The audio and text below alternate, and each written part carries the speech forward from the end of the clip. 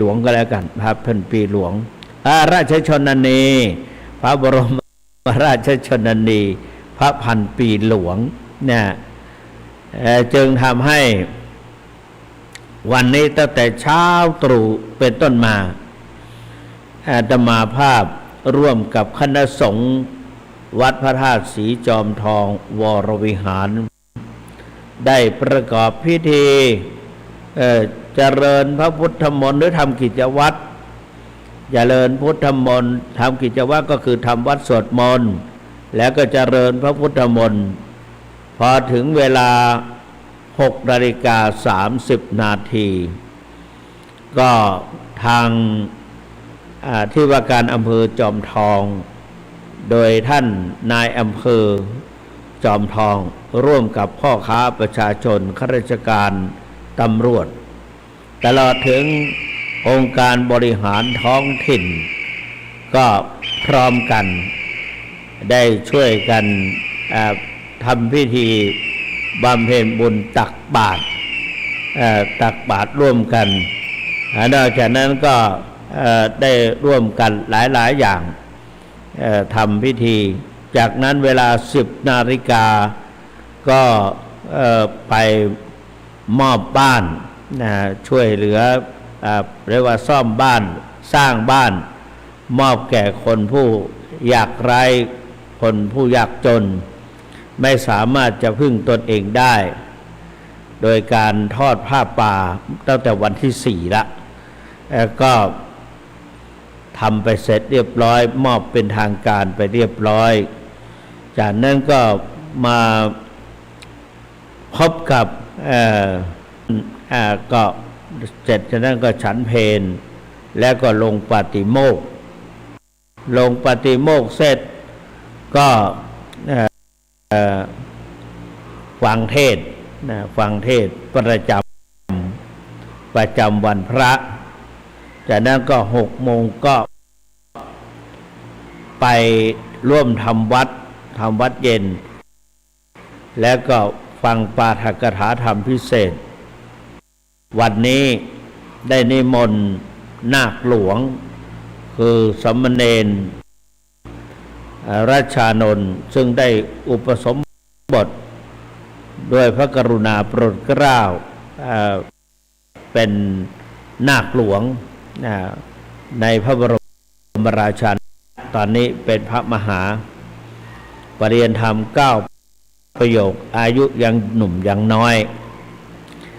ก็ได้ให้มาพูดเกี่ยวกับเรื่องวันแม่แห่งชาติแล้วก็แม่ของตัวเองว่าแม่ให้อะไรบ้างฟังแล้วก็น่าชื่นใจบอกว่าแม่เป็นประกอบด้วยผู้สร้างเต็มใจให้ลูกเกิดพยายามกล่อมเกลี้ยงเลี้ยงคันบำรุงคันมาได้ตลอดมันไปตรวจที่โรงหมอหรือโรงพยาบาลไปฝากคันไว้ทุกเดือนหรือทุก15 วันก็ไปเช็คครั้งหนึ่งจนอันนี้ก็คือเต็มใจให้เกิดเต็มใจสร้างขึ้นมาสร้างลูกขึ้นมารู้ว่าลูกเป็นผู้จนเป็นผู้หญิงผู้ชายแล้วก็กำหนดแม่เป็นผู้ให้กำเนิดเป็นผู้สร้างเป็นผู้สร้างแล้วก็เป็นผู้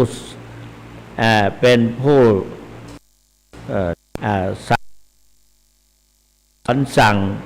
และก็เป็นผู้เสริมเป็นผู้ส่งเสียและก็เป็นผู้เสียสละเนี่ยอันว่าอย่างนั้นเป็นผู้ส่งเสียก็คือส่งเสียเ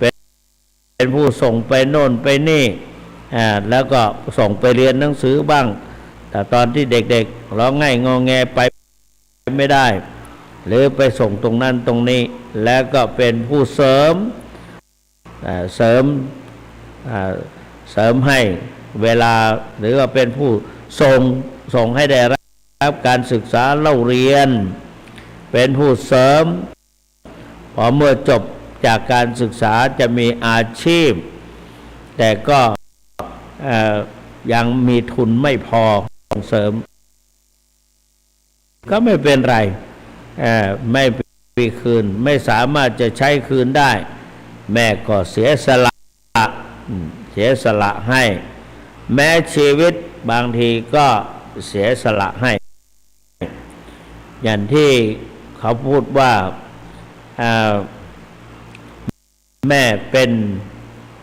เวลาตั้งครรภ์ก็ดีรับภาระอะไรก็ตามก็อุ้มภาระอุ้มหน้าที่อะไรต่างๆก็ไม่เดือดร้อนเต็มใจรับภาระหน้าที่ชนิดที่ว่าอุ้มไม่หนักเหนื่อยไม่พักรักไม่ลวงห่วงไม่เลิกเบิกไม่คิดผิดไม่แค้นตายแทนลูกได้ที่ว่ามานอกจากนั้นก็แม่ก็เป็นผู้สั่งผู้สอนแล้วก็เป็นผู้ตัดชั่วตัวดีวิชาอยู่คู่บุญทุนมีนะแม่นั้นนะที่มีตั้งแต่ต้นนะขั้นเกิดมาแล้วก็ยังมีส่วนตัดชั่วตัวดีวิชาอยู่คู่บุญทุนมีฟังดูแล้วหน้าที่ของแม่หรือของพ่อที่มีต่อลูกในสิงคารสูตรอันว่าในสิงคารสูตรแล้วท่านก็มาพูดสมัยในสิงคารสูตรนั้นพระพุทธเจ้าไปพบกับสิงคารมานพถามว่าไปทำอะไรสิไม่เข้าใจความหมายพระพุทธเจ้าก็บอกว่ามารดาทิศเบื้องหน้าได้บูรพาทิศตะวันออกก็เป็นทิศเบื้องหน้าได้แก่บิดามารดาทิศข้างขวาได้แก่ครูบาอาจารย์ทิศเบื้องหลังได้แก่บุตรภรรยาทิศเบื้องซ้ายได้แก่มิตรสหายสายสัมพันธ์ทิศเบื้องล่างได้แก่คนรับใช้ลูกจ้างตลอดถึงบ่าวไพร่ทิศเบื้องบนได้แก่ผู้ที่เราเคารพนับถือเป็นพระมหากษัตริย์นะเจ้าฟ้ามหากษัตริย์อุปชาอาจารย์หรือว่าสมณะนะผู้ที่เราเคารพนับถือท่านก็บรรยายไปเบื้องหน้าบิดามารดาก็ในสิงคคือพยายามสอนลูกให้ว่าเว้นหมาให้พอประมาณ1 ศอกเว้นวอกให้พอประมาณ1 วาเว้นสิ่งที่พาลาบาปบ้าให้100 โยชน์พันโยชน์ก็คือว่าอาเสวนาจะพาลานังสิ่งควรหลีกแล้วเว้นจากหลีกหนีสิ่งที่ชั่วสิ่งควรหลีกคือความชั่วสิ่งควรกลัวคือความผิดพลาดสิ่งอุบาทคือความขัดแย้งสิ่งร้ายแรงก็คือความมัวเมานะหลีกหนีคนพาลอภิบาลคนดี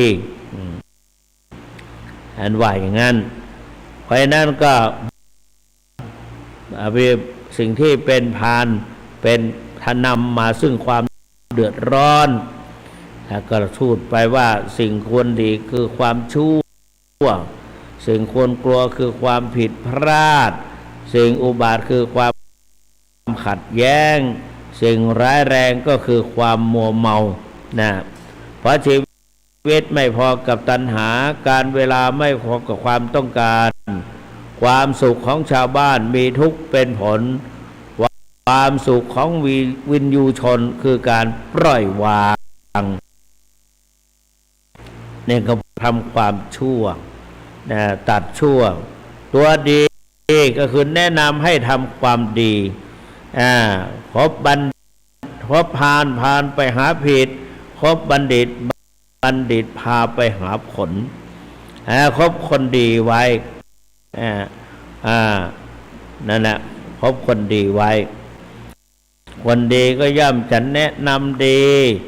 แนะนำดีให้เรียนดีแนะนำดีคือแนะนำสิ่งที่ดีๆพาแม้แต่แนะนำบอกทางสวรรค์แนะนำดีนะฉะนั้นจึงให้ตัวดีวิชาโ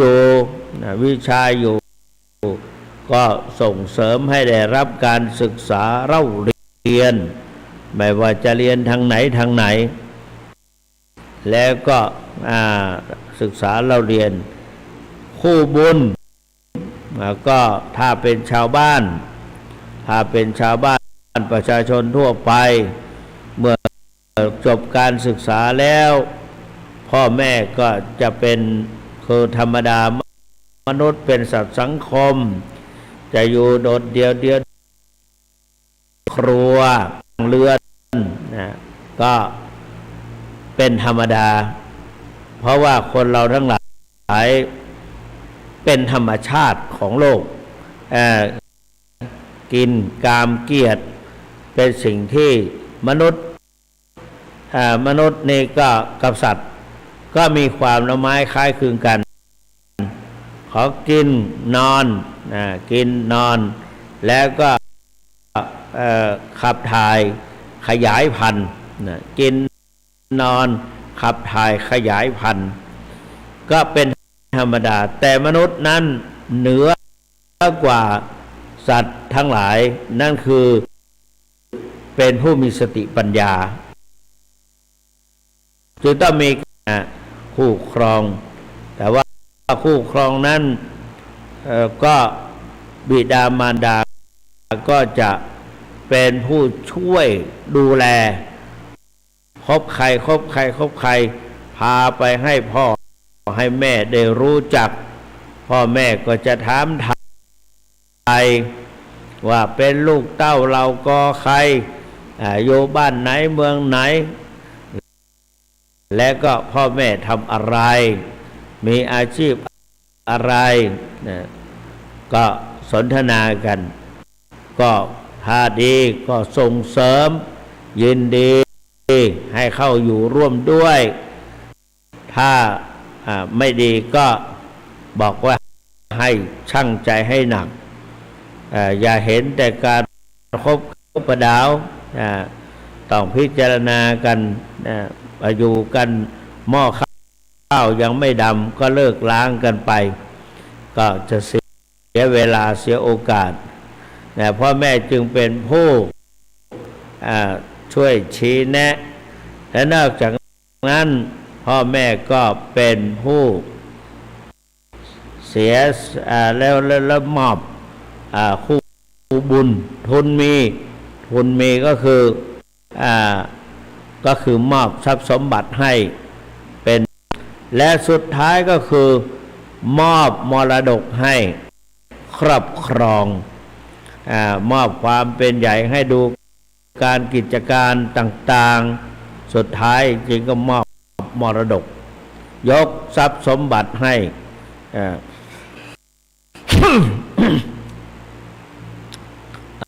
อันนั้นพ่อแม่เนี่ยจึงเป็นผู้ดูแล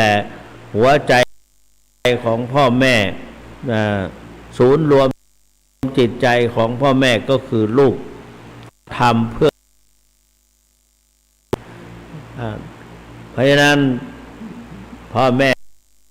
จึงเป็นผู้ที่มีบทบาทในชีวิตของแต่ละท่านแต่ละบุคคลเป็นผู้กำหนดชีวิตจิตใจเป็นผู้สร้างเป็นผู้สอนสั่งเป็นผู้ส่งเสริมเป็นผู้เสียสละนอกจากนั้นเป็นผู้ที่ช่วยคุ้มกันให้ถามว่าพ่อแม่เป็นใครพ่อแม่เป็นใคร พ่อแม่ก็คือเป็นยอดบุพการีเป็นผู้ทำอุปการะก่อนในสมัยก่อนตอนที่เรียนนักธรรมชั้นตรีก็เคยท่องว่าบุคคลหาได้ยากสองประเภทกตัญญูปุพการีคือคนที่ทำคุณงามความดีแก่เราก่อนก็หมายเอาพ่อแม่ก็สองกตัญญูกตเวทีก็คือลูกก็ต้องกตัญญูกตเวทีตาทานเพราะฉะนั้นเวทีตาเพราะว่าบิดามารดาได้ถนอมกล่อมเกลี้ยงเลี้ยงลูกมาก็หวังไว้อย่างที่ว่าเมื่อกี้ยามแก่เฒ่าก็หวังเจ้าเฝ้ารับใช้ที่ปิดตาคราสิ้นใจนั่นก็คือหวังลูกช่วยจัดงานศพให้มันนึกถึงพ่อแม่นี่เขาจะรู้กำลังของลูกปีพุทธศักราช 2551 โยมบิดาคุณโยมพ่อถาเนี่ยนะก็เป็นโรคเกล็ดเลือดต่ำก็เม็ดโลหิตขาวกินเม็ดโลหิตแดงใส่เข้าไปเท่าไรก็ไม่อยู่ก็สุดลงพอใกล้จะเสียชีวิตลูกหลานก็ห้อมล้อมภรรยาแม่ก็ยังมีชีวิตอยู่ก็ห้อมล้อมเฝ้าดูแลแต่แปลกเขาไม่บอกเราเขาก็โทรบอกเราก็รีบไปแล้วก็แม่ก็บอกว่าพ่อนะเรียกลูกเรียกภรรยาเรียกลูกทุกคนมาบอกชี้แจงเป็นอย่างแล้วก็สุดท้ายก็คือบอกว่าถ้าพ่อตายแล้วเนี่ยงานศพเนี่ยให้ตุ๊เป็นคนจัดคือว่าให้ท่านเจ้าคุณเนี่ยเป็นคนจัดเพราะว่าลูกช่วยปิดตาคราสิ้นใจใครอย่าไปขัดท่านเอาท่านว่าเราก็จัดได้อย่างดีด้วยจัดให้อย่างดีตอนที่ใกล้จะเสียชีวิตเราก็นั่งเฝ้าวันทั้งวันเลย จนถึงไปตั้งแต่เช้าแล้วอยู่ด้วยพ่อบอกว่าพ่อจะไปเวลา10 นาฬิกา10 โมงไม่ว่า10 นาฬิกา10 โมงตอนนั้นเราก็นั่งดูพยายามคุยด้วยอะไรด้วยคุยเรื่องธรรมะธัมโมอะไรอย่างท่านก็บอกว่าไม่ต้องห่วงสติของพ่อดีตุไม่ต้องห่วงสติปวดจัดเดียเป็นคนยองบอกว่าตุท่านไม่ต้องห่วงสติของพ่อได้ดีโยมแม่ก็เหมือนกันโยมแม่ก็นั่งสมาธิภาวนาวันแม่ในเดือนพฤศจิกายน53เดือนเข้าจะ53นะแม่53เดือนพฤศจิกายนวันที่22นะวันที่21นั่นนะเป็นวันลอยกระทงไปเจอแม่เล่าอะไรให้ฟังว่าแม่เนี่ยวันนี้ต้องการที่จะเจริญคำว่าเพ่งพระพุทธรูปนะเพ่งพระพุทธรูปและกำหนดพระพุทธรูปบอกว่าพระพุทธรูปเนี่ยมีสีสันวรรณะแกพูดเป็นภาษาอย่างว่าหน้าเปล่งป้อยพระพุทธรูปเนี่ยงามกว่าทุกครั้งใบหน้า พระพักนั่นน่ะอิ่มเอิบเป่งป้อยอิ่มเอิบเป่งป้อยแล้วก็ดีนะก็กำหนดพุทโธพุทโธไปด้วยนะกำหนดพุทโธพุทโธไปด้วยท่านก็บอกว่าไม่ต้องห่วงหรอกนะแม่กำหนดตั้งแต่ต้นๆแล้วพุทโธพุทโธ22นะ22แม่ก็ไปนะตอนเช้าตรู่6 นาฬิกาก็ไปเนี่ยเพราะฉะนั้นแม่ก็บอกเป็นทำนองเดียวกันแหละนะแม่คงใส่ไม่ได้ใช้หลักปัจจัยนี้ที่ให้มาเนี่ยนะยังไงก็ไม่ได้ใช้หลักเงี้ยคล้ายๆบอกแต่ก็ไม่ได้ฝากผีฝากไข้ให้ช่วยแม่ด้วยนะเงี้ยแต่แม่ก็รู้ไม่บอกก็เราก็รู้เพราะว่าตอนที่จัดให้พ่อเป็นที่ประจักษ์หลายคนญาติหลายคนมามอบสรีระให้ถ้าหากว่าโยมเสียไปท่านช่วยจัดให้ด้วยนะเราก็บอกว่าโยมยังอยู่อีกนานเขาก็อยู่จนถึง99 ปีคนที่มาฝาก100อยู่ในได้100 ปีพอดีแต่เราไม่ได้จัดให้เทศให้เนี่ยเพราะนั้นคนที่พ่อแม่เนี่ยมีความหวังฝากผีฝากไข้ไว้กับบุตรธิดาแต่ที่ความจริงแล้วนี่ก็ไม่ฝากเขาก็จัดอยู่แล้วไม่ฝากเขาก็จัดอยู่แล้วให้เป็นไรอย่าไปห่วงก็ทีนี้ท่านสาธุชนพุทธบริษัททั้งหลายในวันนี้ให้นึกถึงวันนี้ว่าพ่อแม่นั้นมีบุญแก่เราให้ตั้งสตินะ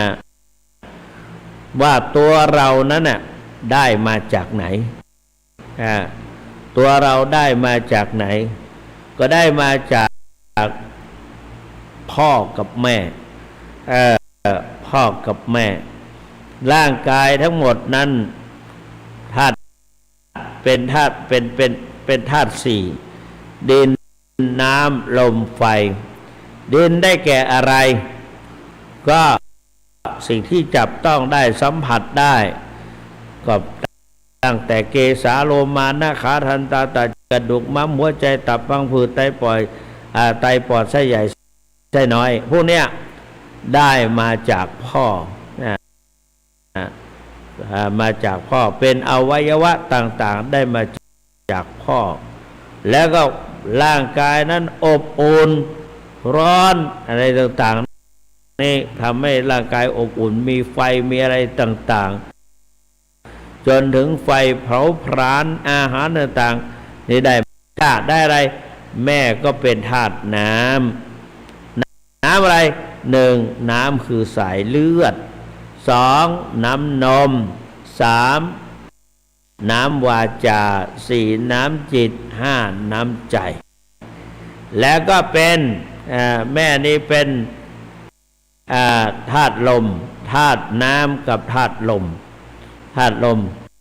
พราะนั้นลมนี่ก็อยู่ในตัวของเรานะมีทั้งดีมีทั้งร้ายเคยท้องมากแต่ลมปั่นป่วนเจ็บบางทีเฉียดเหมือนกับถูกเข็มแทงอะไรพวกนี้เอามือค่อยๆกดก็เดี๋ยวก็รู้ว่าลมลื่นไหลไปตามตัวเนี่ยก็ลมเนี่ยมีส่วนขับต่างๆขับเลือดขับอะไรต่างๆให้ไหลเวียนเนี่ยถ้าน้ำเดินได้ก็เพราะมีลมขับการขับถ่ายได้ก็เพราะมีลมขับเนี่ยเพราะฉะนั้นจึงทำให้ไฟ ได้มาจากแม่ และตัวเราเป็นอะไรธาตุตัวเราก็เป็นวิญญาณธาตุวิญญาณธาตุถ้าจะเป็นธาตุหกก็เป็นอากาศธาตุด้วยเป็นวิญญาณธาตุเป็นอากาศธาตุด้วยนะเพราะฉะนั้นในเมื่อทั้งหมดนั้นได้มาจากพ่อจากแม่เรานำเอาร่างกายซึ่งเป็นธาตุสี่ดินน้ำลมไฟและก็โดยอาศัยเพราะจิตเรามาอาศัยอยู่ในร่างนี้ร่างรูปเราเท่านี้มีความแค่นี้ก็เพราะอำนาจกรรมพุทธเจ้าตรัสว่ากรรมุนาวัตติโลโกสัตว์โลกย่อมเป็นไปตาม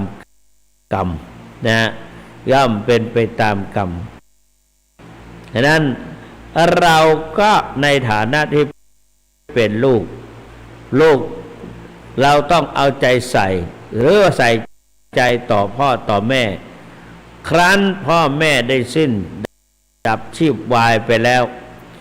เราจะทำพ่อแม่ยังไงก็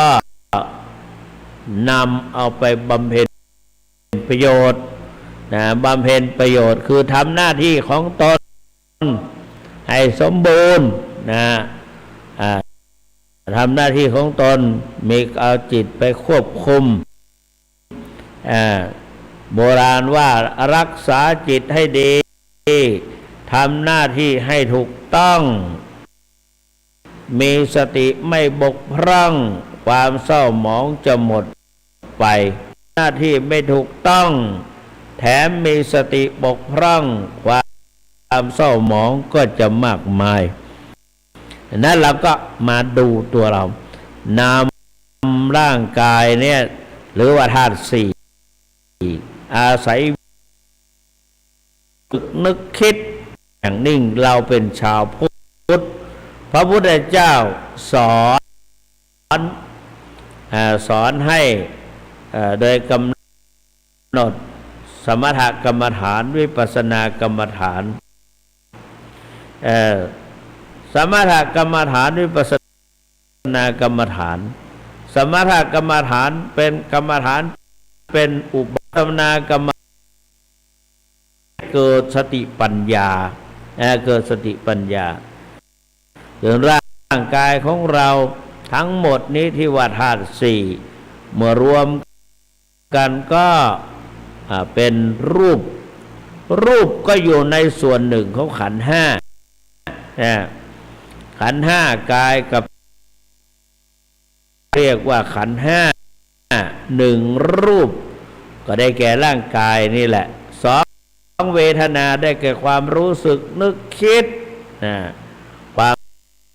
รู้สึกหรือความรู้สึกเย็นร้อนอ่อนแข็ง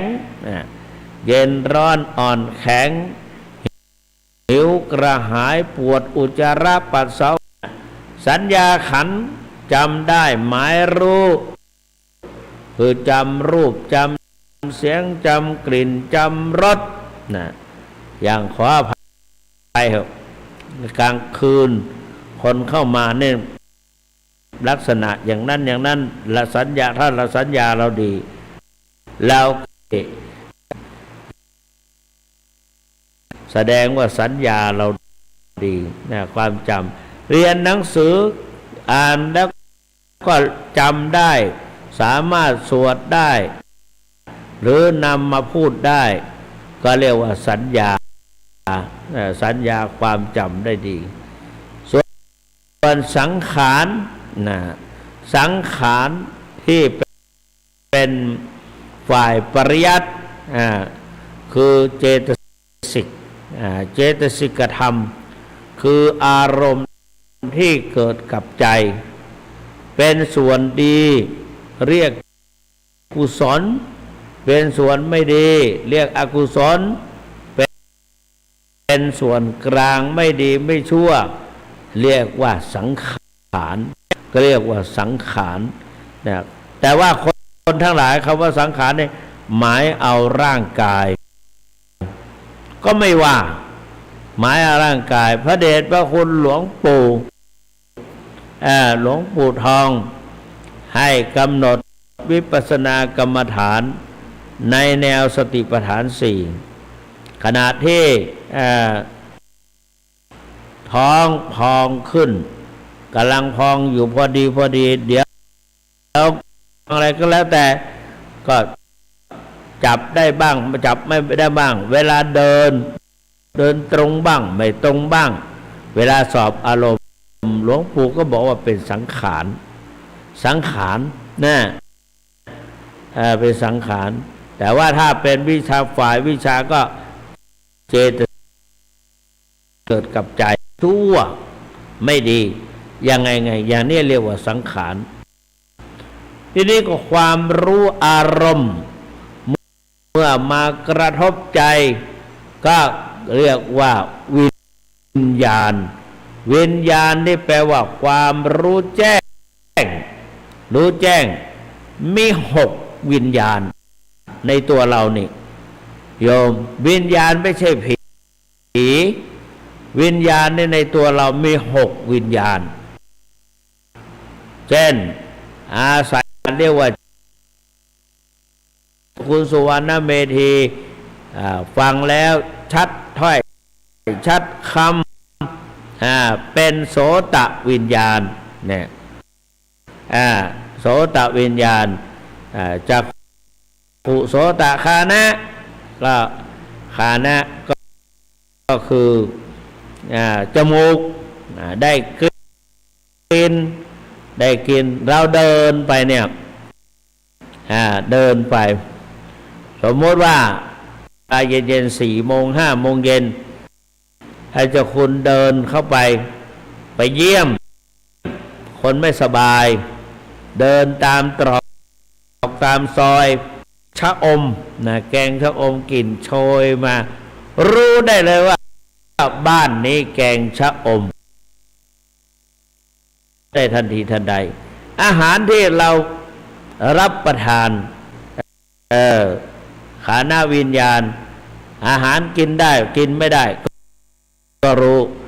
มีกลิ่นฉุนขึ้นมาอันนี้เขาใส่น้ำส้มสายชูคงเดือดร้อนท้องเราละมั้งสายจมูกแล้วก็อะไรต่างๆอาศัยจมูกนี่อาศัยกลิ่นกระทบจมูกเรียกว่าคานวิญญาณ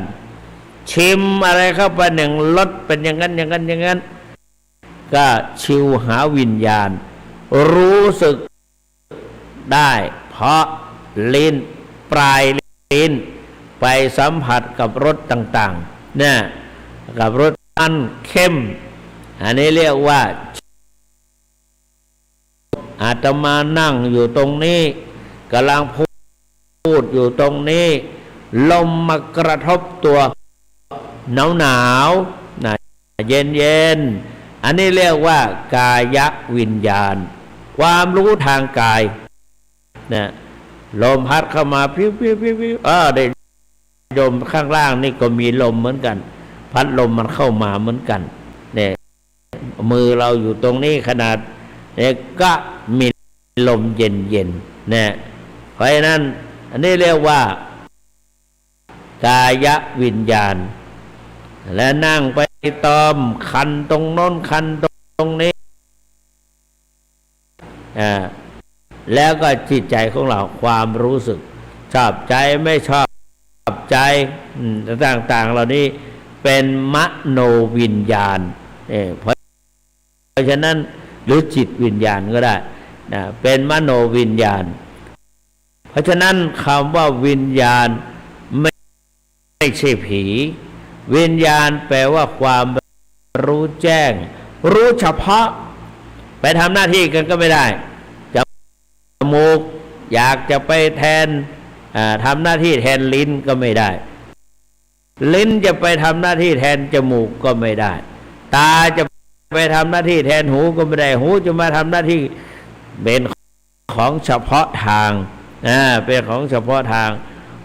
หูก็ฟังเสียงฟังอะไรต่างๆก็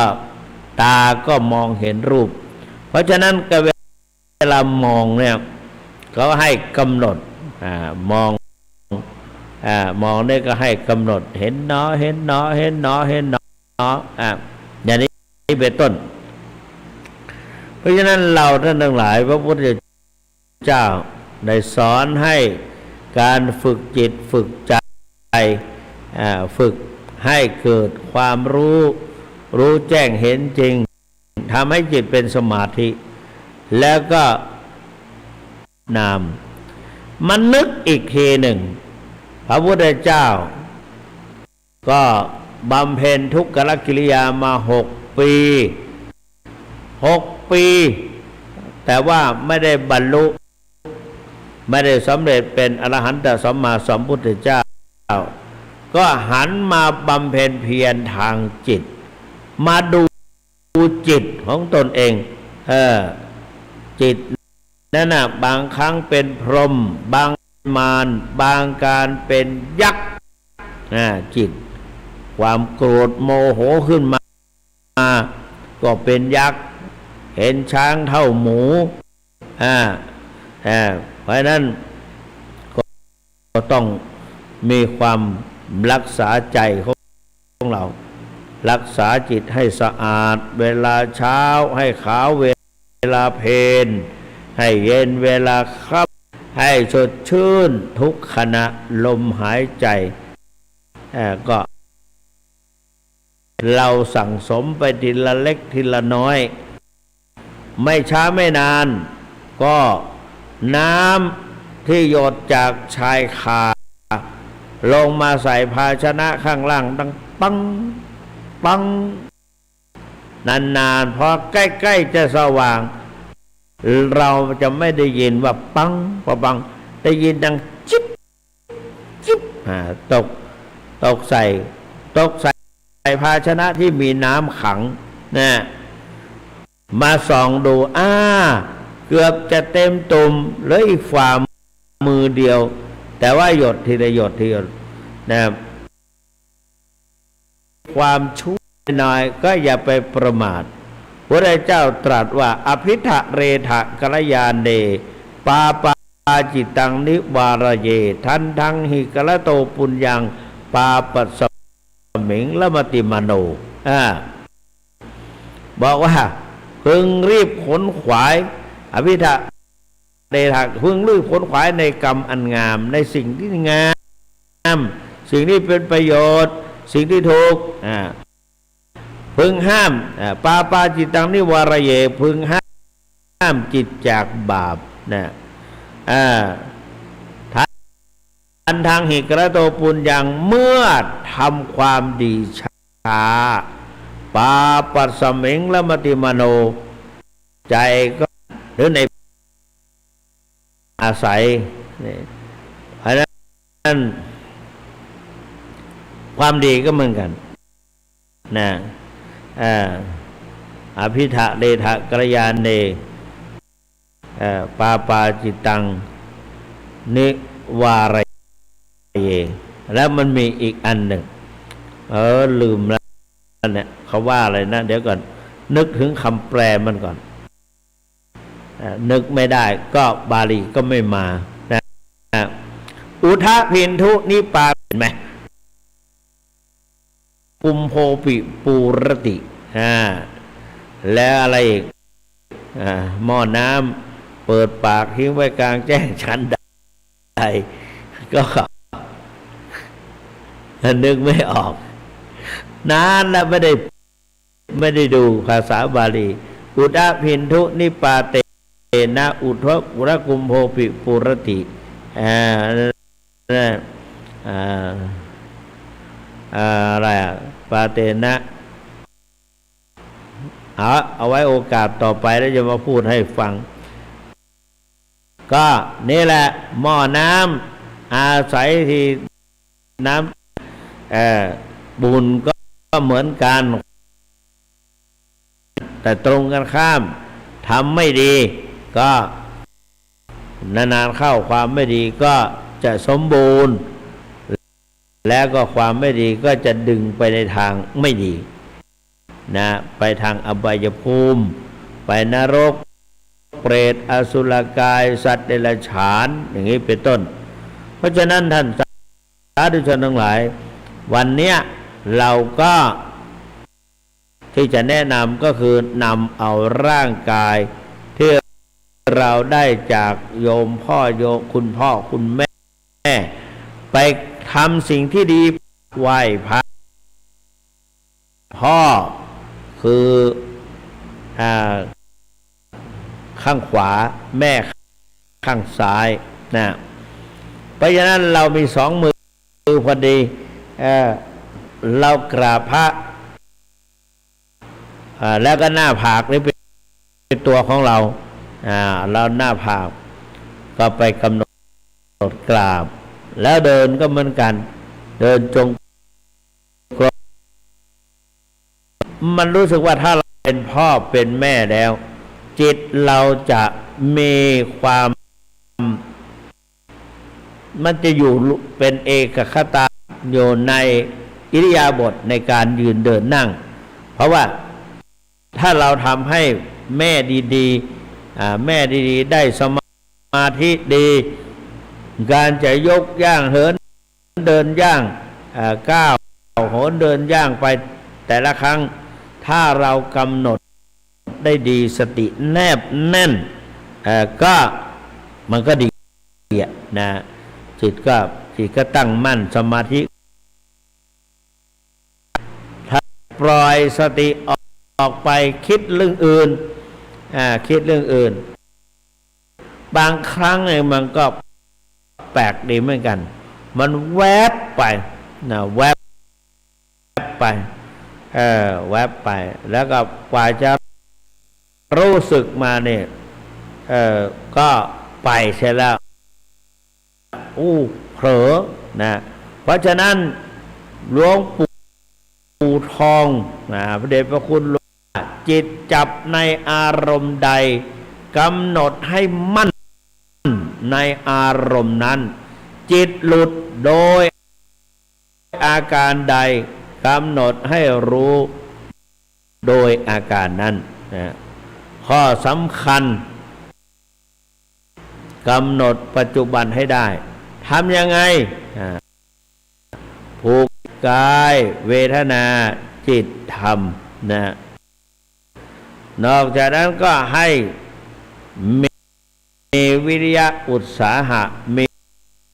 ความเพียรพยายามชนิดกินน้อยนอนน้อยพูดปฏิบัติสำรวมอินทรีย์หกก็คือตาหูจมูกลิ้นอายตนะภายในก็ได้อายตนะภายในหกตาหูจมูกลิ้นกายใจอินทรีย์หกก็เรียกเนี่ยอายตนะภายนอกได้แก่รูปเสียงกลิ่นรสโผฏฐัพพะธรรมารมณ์อารมณ์หกก็เรียกพระพุทธเจ้าว่าอย่างนั้นเรียกได้หลายอย่างเพราะฉะนั้นเราจะต้องสำรวมอินทรีย์อินทรีย์เรียกว่ากายเยนะสังวโรสาดีวาจายะสังวโรสาธุสำรวมวาจาก็เป็นสิ่งที่ดีมนาสาสังวโรสาธุยิ่งสำรวมจิตสำรวมใจก็เป็นสิ่งที่ดีนะเป็นสิ่งที่ดีเพราะว่าจะต้องจิตจะต้องตั้งมั่น นั่นท่านสาธุชนทั้งหลายในวันแม่แห่งชาติเป็นสมเด็จพระนางเจ้าสิริกิติ์พระบรมราชินีนาถพระบรมราชชนนีพระพันปีหลวงได้เวียนมาบวชครบรอบเราก็อาศัยพระองค์ท่านนะอาศัยพระองค์ท่านเป็นต้นเป็นเหตุ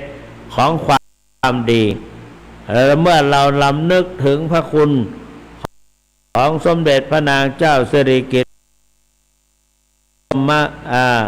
ราชชนนีของ นะว่าชนในพระเป็นปีหลวงเราก็หันมาทำกับแม่ของเราทำกับแม่ของเราท่านมีชีวิตอยู่ท่านก็เลี้ยงกายท่านตายก็เลี้ยงวิญญาณเจ็บแล้วก็เยี่ยมไข้เจ็บก็รักษามรณะก็ทำศพนี่เจ็บก็รักษาพันมรณะก็ทำศพก็ช่วยจัดแต่ตอนนี้ท่านมีชีวิตอยู่แข็งแรงอยู่เราก็ต้องเลี้ยงกายเลี้ยงวาจาท่านทดไม่ให้รันทด อันนั้นแม่จึงเป็นผู้ที่มีความสำคัญในชีวิตของเรานะท่านในขณะที่ท่านมีชีวิตอยู่ก็ควรถนอมน้ำใจเยื่อใยน้ำคำจดจำน้ำถนอมไม่ไปขัดท่านค่อยๆตามท่านไปพูดไพเราะให้หวานสะดุดเนี่ยฉุกคิดขึ้นมาเยื่อใยน้ำค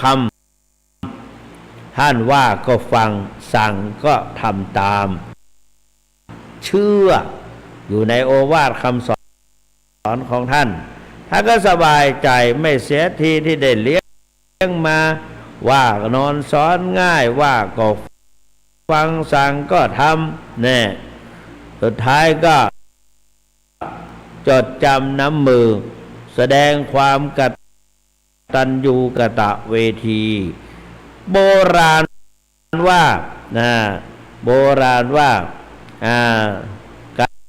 การรักษาน้ำใจเนี่ยถนอมน้ำใจกตัญญูกตเวทีรูปานังกตัญญูกตคนดีเนี่ยเพราะนั้นเราท่านทั้งหลายมีพ่อมีแม่ก็อย่าให้ท่านรันทดมันไปเยี่ยมเยียนท่านไปเยี่ยมเยียนท่านเพราะว่าแล้วก็หาอะไรไปถามไถ่ท่านแม่ทานข้าวแล้วยังหรืออยู่เฉยๆก็โทรศัพท์ไป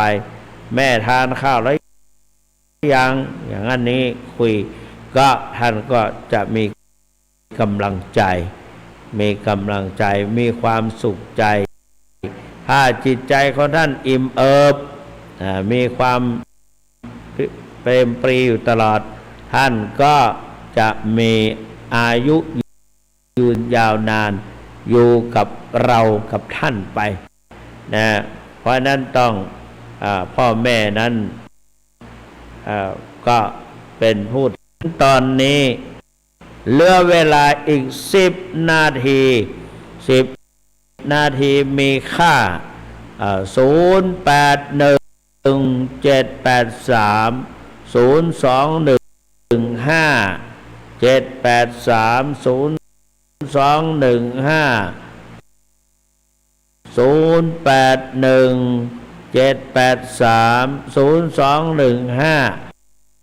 ผู้ที่โทรครั้งแรกโทรเข้ามาหน่อยเมื่อกี้เขากำลังพูดโทร10 นาที0817830215โทรเข้าไปหาท่านเจ้าคุณด้วยก็จะอนุโมทนาให้ขอบคุณขอบใจขอบคุณบุญกุศลที่ได้คือว่ามีความเชื่อว่ามีคนฟังอยู่แต่ก็ไม่แน่ฟังไปฟังมาอาจจะง่วงนอนหลับมีโยมคนหนึ่งบอกว่าเผลอแป๊บเดียวท่านเจ้าคุณไปจบจะเมื่อไหร่ไม่รู้เนี่ย2558นะ093เจริญพรโทรจากไหนเทพเสด็จอำเภออะไรคะเชียงใหม่เนาะโอ้ขอบคุณจัดหลายเนอะก็ฝนตกก่อนในวันนี้วันแม่ได้รับอย่างจากลูกพ่อง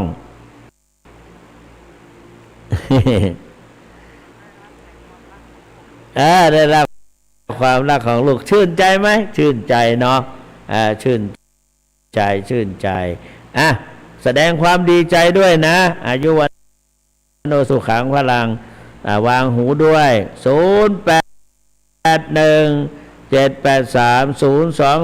0817830215กดวางหูด้วยไม่ขอบคุณหน่อย215783021เหลือ8นาทีคุณแม่ทั้งหลายจะได้ไทยถามเน้น1194เจริญพรนี่อย่างก็ลำปางเนาะเจริญลำปางได้อย่างจากลูกพ่อง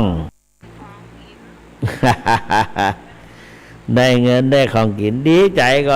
ลูกมาฝากเดใส่ชุดเนาะแสดงความดีใจเตยเนอนะเอาวางหูกำนะ081กดวางหูกำปีขอบคุณมาก08178302สู่กันฟังหน่อยได้อย่างจากลูกจากหลานเนี่ยลูกหลานเพิ่นวันนี้มีคนไปใส่บาตรเยอะไปใส่บาตรเยอะเจริญพรฮัลโหลโทรจากไหนเชียงใหม่เนาะได้อย่างจากลูกพ่อง ได้เงินอย่างอื่นว่าข้าได้นะข้าได้เงินอย่างเดียวเนาะน้ำใจเนาะได้ความรักเนาะได้แสดงความอ่อนน้อมได้กำอุ้มม่วนจาหวานเนาะแสดงความดีใจแต่เนอ0817830215กดเข้าหาเจ้าคุณด้วยจะโมทนาเนี่ย2505เจริญพรเจ้าอันนี้โทรจากไหนล่องว่าแดงลูกอย่างมาปั่นกินพ่อง